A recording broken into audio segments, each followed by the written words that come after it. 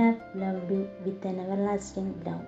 ചെർമിയുടെ പുസ്തകം 31-ാം അധ്യായം 3-ാം വാക്യം.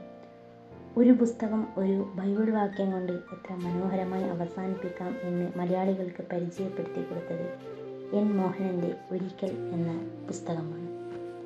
തൻ്റെ നഷ്ടപ്രണയത്തെ എത്ര മനോഹരമായാണ് അദ്ദേഹം ഈ പുസ്തകത്തിൽ രേഖപ്പെടുത്തിയിരിക്കുന്നത്.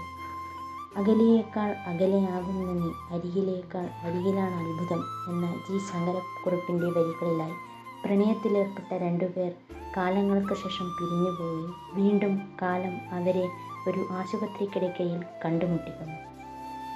ഈ പുസ്തകത്തിൻ്റെ അവസാന താളുകളിൽ ഇങ്ങനെ രേഖപ്പെടുത്തിയിരിക്കുന്നു: എന്നിട്ടും അവൾ അറിഞ്ഞില്ല, ആഴക്കടലിനേക്കാൾ അഗാധമായിരുന്നു തൻ്റെ പ്രണയം.